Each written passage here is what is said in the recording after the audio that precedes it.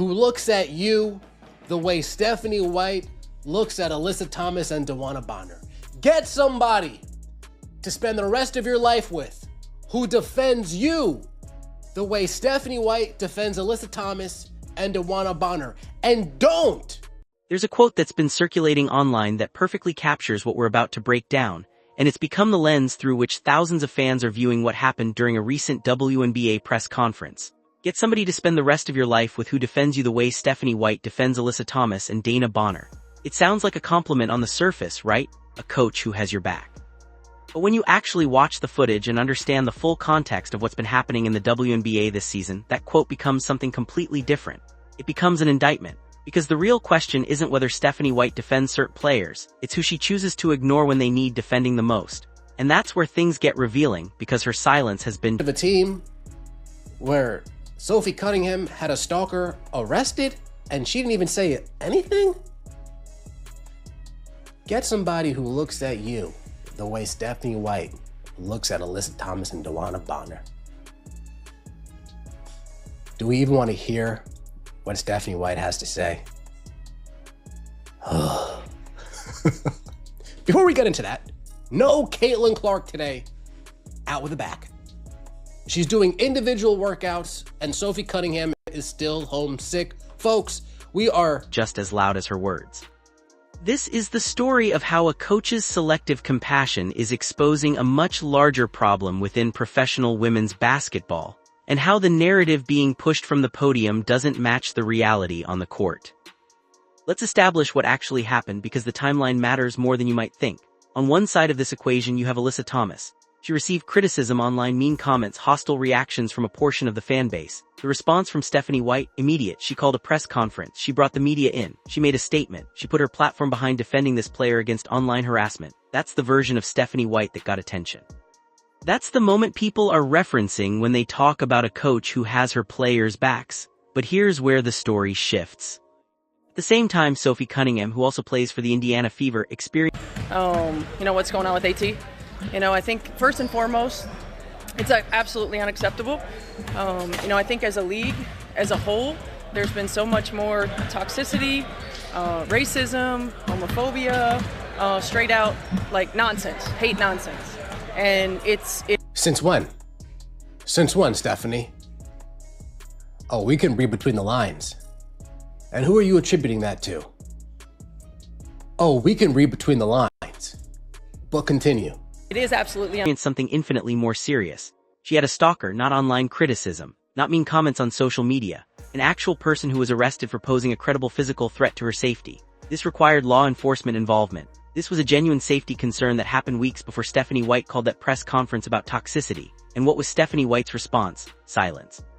Complete radio silence. No statement, no press conference, no acknowledgement whatsoever, not a word from the woman who would soon be lecturing everyone about player safety and collective support.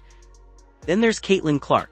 Her situation was similarly serious, a stalker arrested at her home, another credible physical threat, another situation requiring police intervention, and from Stephanie White, the head coach of the team in the same league, nothing, radio silence, not even a generic statement about supporting all players, not a tweet, not a mention in passing, just complete silence while this player dealt with a legitimate safety crisis.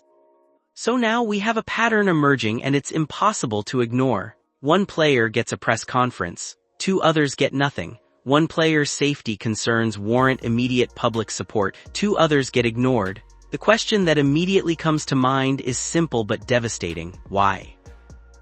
Most of this, Damn, so you guys are worried about the online community. Okay. In my heart of hearts, I believe, not coming from WNBA fans, Indiana Fever fans, I believe that this is people who are using our league, using our players to further divisive agendas. Not WNBA fans. Not Indiana Fever. Before going further, if you're enjoying this video, don't forget to smash that subscribe button. It really helps us keep bringing you the content you love. Share this video with your friends so they don't miss out on all the drama and excitement. At that press conference, Stephanie White made some very specific claims about what's been happening in the WNBA. She talked about toxicity, she talked about racism, she talked about homophobia, she talked about nonsense and hate. Those are serious accusations, but then something interesting happened. She started to attribute all of this to something and she caught herself. She didn't finish the sentence. Watch carefully what she said. I think as we get to play a basketball game. And AT was exactly right. Like, we get to play a basketball game. And yes, that's going to come with criticism. Yes, that's going to come with fans and the love-hate relationship that they have with players and teams. That is going to come. But it's not hard to not be a jerk. And if you are one of these people that are online doing this, do not call yourself a WNBA fan. The league as a whole, there's been so much more toxicity, racism, homophobia, straight out like nonsense, hate nonsense. And it is absolutely, and then she stops. Now we need to read between the lines here, but we all know what she was about to say. She was about to attribute all of this increased toxicity to Caitlin Clark entering the league. She started the sentence, realized the implication of directly saying it, and pulled back. But the damage was done. The implication was already there. Think about what that actually means. Stephanie White is suggesting that the increased attention, the record-breaking ratings, the sold-out arenas, and the mainstream media coverage that Caitlin Clark brought to the WNBA also brought toxicity. As if growth and abuse are inseparable. As if you can't elevate the league without accepting harassment as a necessary side effect. As if the problem isn't how people behave but rather who they're supporting. This is where the framing becomes crucial because she's not just making an observation, she's making a causal argument. She's saying that Caitlin Clark's presence equals toxicity. She's saying that the new fans who came because of Caitlin Clark brought toxicity with them. She's saying that the growth the league is experiencing is actually a contamination. And she's doing it while catching herself before she has to say it directly, which is even more revealing because it shows she knows how that argument sounds when you actually say it out loud. Our league is about inclusiveness. Our league is about competition. Our league is about elevating women, elevating marginalized communities. Inclusiveness, elevating women, elevating marginalized community. Now, pardon me if I speak out of turn here. Well, no wonder why the league's shit. Well, no wonder you guys are too busy worried about elevating and not worried about actually improving. Damn! No wonder why the officials are garbage. You're too worried about inclusivity than actual competency. Well, I'll be damned. Including and being inclusive of all different walks of life. But speaking of marginalized communities, after that unfinished sentence, Stephanie White pivots to something really interesting. She says that most of the toxicity, the racism, the homophobia, the harassment, she believes it's not coming from WNBA fans, it's not coming from Indiana Fever fans. Those are her words. So if it's not coming from WNBA fans and it's not coming from Fever fans, then logically, who is she talking about? Who is she blaming? The answer is obvious. That is what our league will continue to be about. And that's why you guys don't make any money until Caitlin Clark showed up. And we will continue to compete at a high level, hold ourselves to a higher standard, continue to be on the forefront of social norms, and we will continue to support social norms?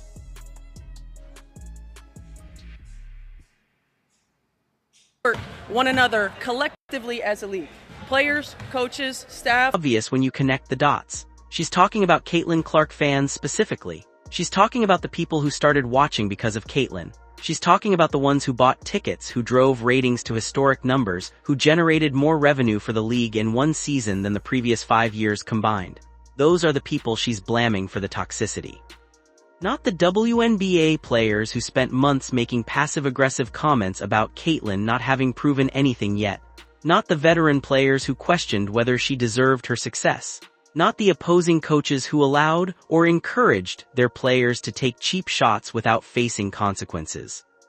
No, the villains in Stephanie White's narrative are the fans who dared to defend Caitlin when she was being targeted. The fans who called out obvious bias. The fans who bought season tickets and filled arenas. The fans who made the WNBA relevant on a national level for the first time in years. Those are the people she's publicly delegitimizing. And she does it with a statement that's somehow both condescending and dismissive. If you are one of these people that are online doing this, do not call yourself a WNBA fan. Think about that for a moment. She's literally telling millions of new fans that if they defend Caitlin Clark, they're not real WNBA fans. They're not part of the community. They're outsiders. They're the problem. They're the toxicity. And she's doing this at an official press conference in her capacity as a head coach in the league with the full weight of that position behind her words. Unacceptable. You don't coach Phoenix, but she said that she didn't even hear from the league in the process. Do you think that that's a fair way for them to have gone about this at all? Who's asking that question? Whoever's asking that question, you're lying. You're lying. It's already been reported that she did hear from the league. So your question should be, well, hey, is it weird that Alyssa Thomas claims that she didn't hear from the league, yet the league has been, the league already said that they've reached out to Alyssa Thomas, that they've already talked last week. This isn't casual speculation. This is an authority figure drawing a line in the sand and telling an entire fan base they're on the wrong side of it. Which I know that would mean so much to me. See you next time, and as always, take it easy. Here's where we need to stop and really examine the core of this issue, because Stephanie White makes an argument that sounds reasonable on its surface.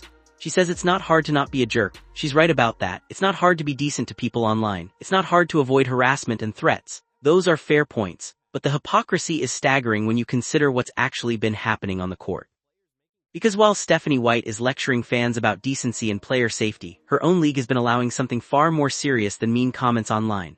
Caitlin Clark has been hit with flagrant fouls that weren't called. She's been targeted with cheap shots after the whistle. She's been mocked by opposing players. She's been disrespected by coaches. And through all of it, where were the people now talking about protecting players? Where were the statements? Where was the outrage? Sophie Cunningham had a stalker arrested. Not online harassment, an actual person, an actual threat, and Stephanie White's response was to do nothing, to say nothing, to act like it didn't happen. But when Alyssa Thomas gets criticism online, suddenly there's a press conference. Suddenly there's a statement about toxicity. Suddenly there's concern about player safety and collective league support. The discrepancy is too stark to be a coincidence. It's a choice. And that choice reveals something uncomfortable. Stephanie White's concern about player safety is conditional. It depends on which player we're talking about. It depends on whether that player fits a certain narrative. It depends on whether her defense of that player serves her larger goals. Because if she genuinely believed that players deserve protection from threats and harassment, all players would receive that protection. Caitlin Clark's stalker situation would warrant a statement. Sophie Cunningham's safety crisis would deserve acknowledgement, but they didn't get either. They got silence. Meanwhile, criticism that happens to be directed at a player Stephanie White wanted to defend, that gets a full press conference. This isn't about player safety. If it were, the response would be consistent. This is about selective outrage. This is about choosing whose feelings matter and whose don't. This is about deciding which players deserve public support and which ones get ignored. And the pattern is clear. The players who fit the preferred narrative get defended. The players who don't, they get silence. Now here's the thing that makes this situation so frustrating. Stephanie White isn't wrong that there's toxicity in the WNBA right now. She's absolutely right about that. The league has experienced an increase in hostile behavior, in conflict, in tension that wasn't as visible in previous seasons. But she's identified the wrong source. She's blamed the new fans. She's blamed the Caitlin Clark supporters. She's blamed the people watching from outside the traditional WNBA bubble. But that's not where the toxicity is actually coming from.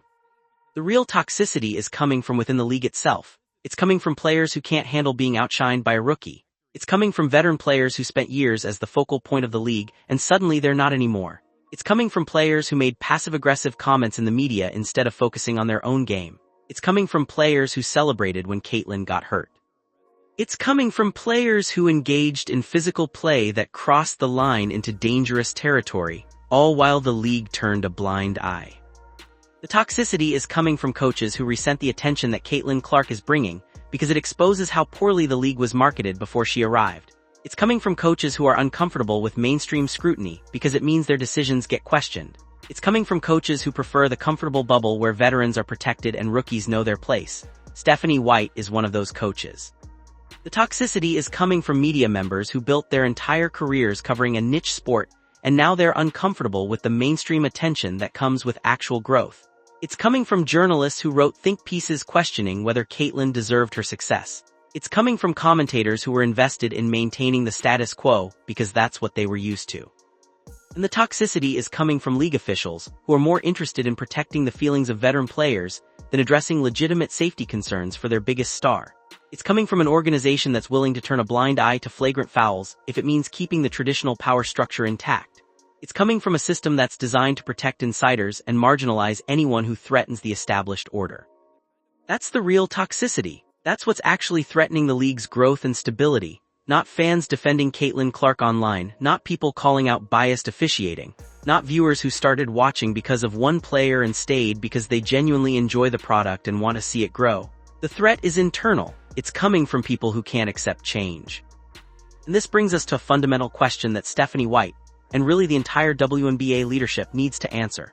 What do you actually want for this league? Because you can't have it both ways. You can't court mainstream attention and then complain when mainstream fans have mainstream expectations. You can't celebrate record ratings and then dismiss the fans who created those ratings. You can't want growth and then gatekeep who's allowed to participate in that growth.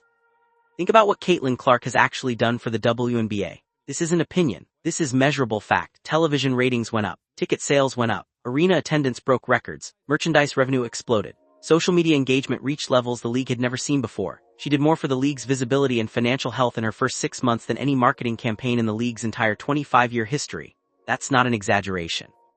That's what the numbers show. So the question becomes, is that good or bad for the WNBA?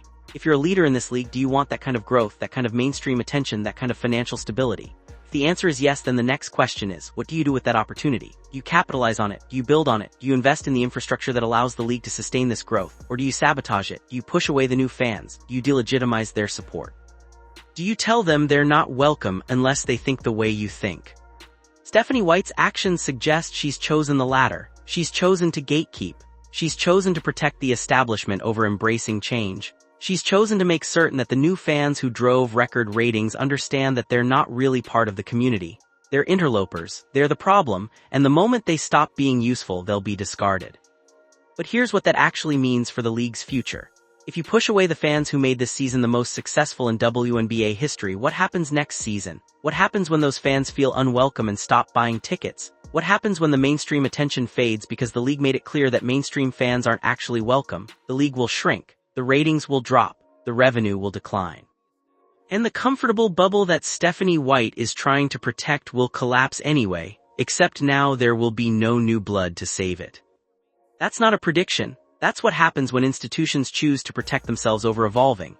The WNBA has an unprecedented opportunity right now. It has unprecedented visibility. It has unprecedented revenue. It has fans who are more engaged than they've ever been. And the response from people like Stephanie White is to throw it away to protect the feelings of people who spent years gatekeeping this sport. So let's be very clear about what Stephanie White actually said during that press conference, because it's important to understand what she revealed about herself, and about the culture she's helping to maintain. She said that Alyssa Thomas receiving mean comments online is more worthy of immediate public support than Sophie Cunningham having a stalker arrested. She said that defending veteran players from criticism is more important than protecting rookies from dangerous physical play on the court.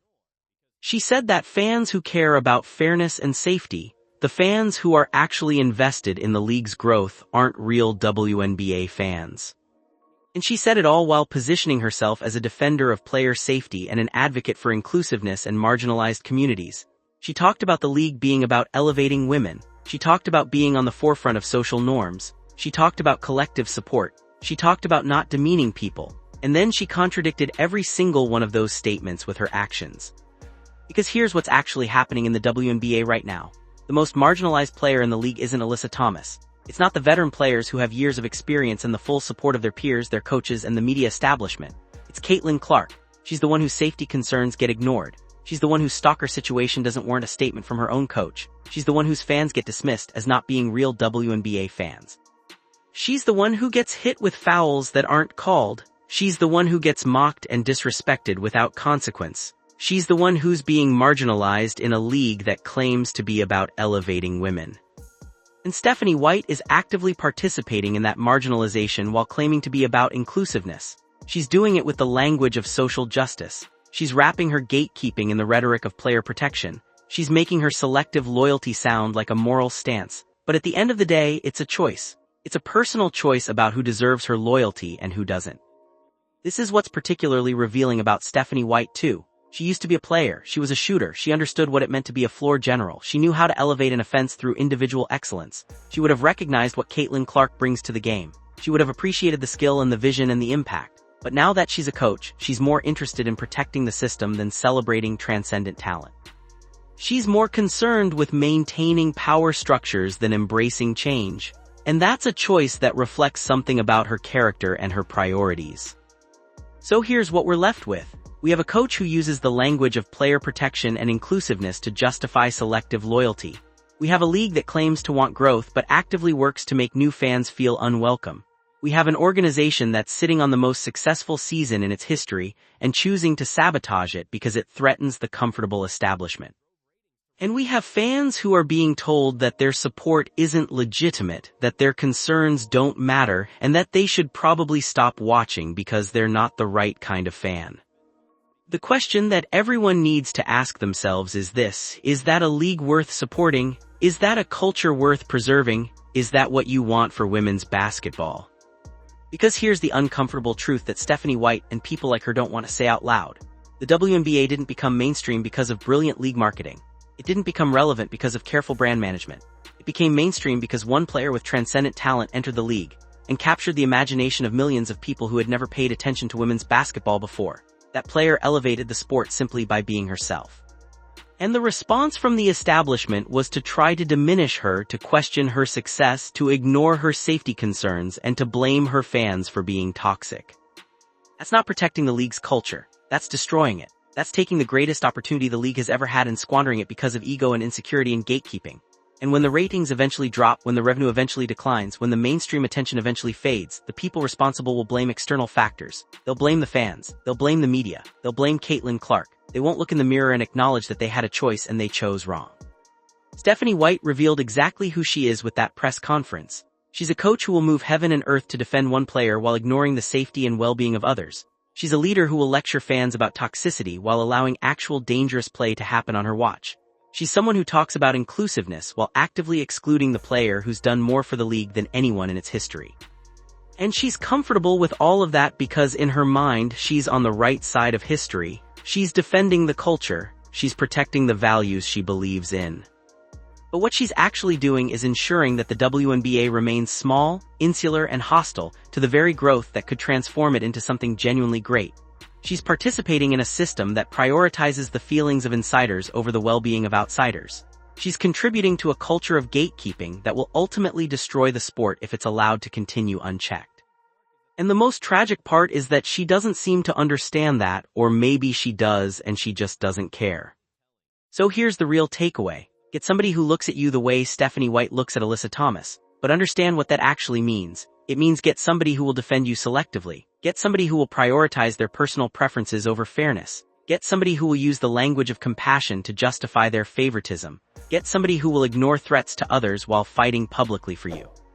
Get somebody who will help create a system where some people are protected and others are disposable.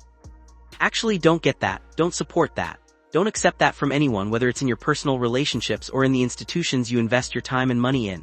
Because that's not loyalty, that's not leadership, that's just gatekeeping with better marketing. And the WNBA, whether it wants to admit it or not, is at a crossroads. It can evolve, it can grow, it can embrace the new fans and the new energy that's flooding into the sport. Or it can protect the old guard, maintain the familiar power structures, and slowly shrink back into irrelevance. Stephanie White's press conference was a choice, and it wasn't a choice to grow. It was a choice to gatekeep, to protect, to maintain the status quo at any cost. And if that's the direction the league chooses to go, then it deserves whatever consequences follow.